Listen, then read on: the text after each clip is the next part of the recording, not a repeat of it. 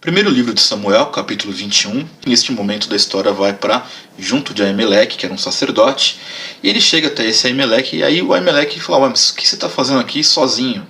E Davi engana esse sacerdote dizendo o seguinte: olha, eu vim aqui numa missão do rei, que ninguém sabe, é uma coisa sigilosa, e os meus soldados não estão aqui porque eu combinei de encontrar com eles em outro lugar. E aí ele vai até esse Aimeleque porque ele tinha fome, ele queria comer, e ele fala para Aimeleque o seguinte: ó, se você tem aí 5 pães, me dá esses 5 pães, ou o que você puder me dar para eu comer. E aí o Aimeleque responde para ele dizendo o seguinte: olha, não tenho um pão comum nas minhas mãos, o que eu tenho aqui é o pão consagrado, e se os seus soldados podem comer se eles tiverem se abstido das mulheres. Era comum naquela época que o pecado sexual era uma impureza, nós já sabemos disso em relação à lei, né, de Moisés. E aí Davi lhe responde ao Aimeleque dizendo o seguinte: não, sempre que eu saio para poder fazer essas campanhas, as mulheres somos privados das mulheres, então não tem ninguém impuro aqui, pode me dar, que eu vou comer esses pães aqui junto com os meus soldados, né? E aí o sacerdote entrega este pão aí a Davi. Você vai ver que essa enganação em relação a Aimeleque teve um custo, nós vamos ver isso nos próximos capítulos. Bom, e aí o que acontece? Davi, então, depois que ele engana esse sacerdote, né, o Aimeleque, ele soube que havia ali um soldado de confiança de Saul naquela região. Então, claro que Davi teve medo. E aí Davi vai de novo até Aimeleque e diz o seguinte: olha, você tem aqui uma lança ou uma espada? Eu acabei que não trouxe nenhum tipo de lança ou uma defesa porque as ordens do rei eram urgentes. Ou seja, Davi ele insiste nessa mentira. E já falei aqui, vamos ver isso que teve um custo, essa mentira, mais para frente. E aí o sacerdote Aimeleque diz assim: olha, temos aqui a espada de Golias, aquele que você matou ali no vale de Elá, ela está aqui enrolada num pano atrás de uma estola sacerdotal. Se você quiser, você pode levá-la, porque não tem nenhuma outra espada aqui a não ser essa, né? E aí Davi disse: não, ótimo, me dê aqui essa espada que eu vou levar. E sabendo da presença desse soldado de Saul, Davi se levantou para fugir dessas situações e ele vai até o rei Aquis, que era o rei de Gate. E quando ele chega lá, isso é uma coisa bem confrontadora. Quando ele chega até esse reinado de Gate, começam a ser questionada a fama de Davi.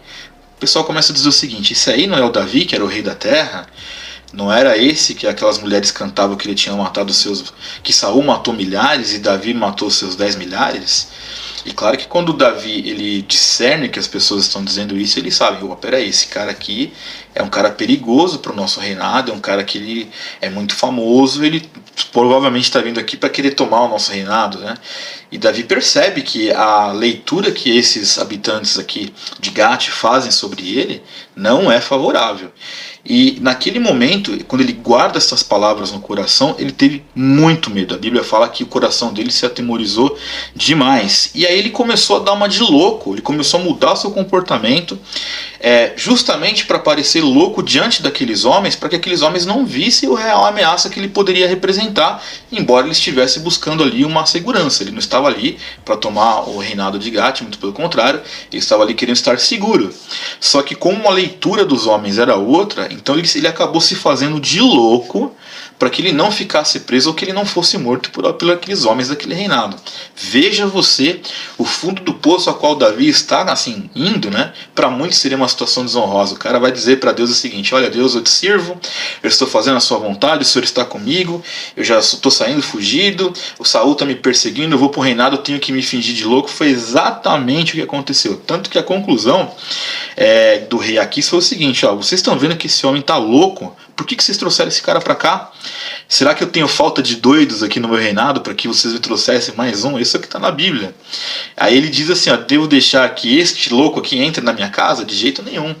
Então Davi, naquele momento, entendendo, né, discernindo a circunstância a qual ele estava, ele se fez de louco para que a vida dele pudesse ser preservada.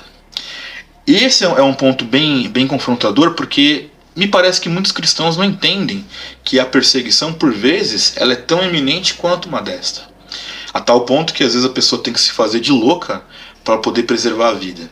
E quando nós olhamos para alguns cristãos mimados hoje em dia, que é uma situação vergonhosa, eu tive que recuar, eu tive que fazer tal coisa, eu tive que ir lá me humilhar para conseguir consertar tal circunstância, parece que é um baita de um demérito, parece que é uma coisa de outro mundo, como se na Bíblia não tivesse exemplos de pessoas que fizessem isso para preservar suas vidas, e talvez por coisas muito mais importantes do que os cristãos mimados de hoje enfrentam. Então, esta lição de Davi é uma lição que ela me chama muito a atenção, porque ele é muito lembrado como um homem, né, que segundo o coração de Deus, e que cometeu sim, ao longo da sua história, erros terríveis. Mas até ele chegar nessa posição de reinado, não foi uma coisa que caiu do céu. Ele sofreu uma perseguição severa por parte de Saul, a tal ponto que quando ele se refugiava, ele enganava as pessoas, ele tinha que ficar escondido, ele fez aquela aliança com Jonatas, como falamos no capítulo anterior, e aqui nesse caso ele teve que dar uma de louco para que a sua vida fosse preservada. Pense um pouco sobre isso e veja aquilo que a sua vida por vezes você deve ter pensado que era um demérito, que era uma baita vergonha, e que nada mais era um passo para a sua caminhada e para a estrutura necessária de maturidade que todos nós cristãos enfrentamos.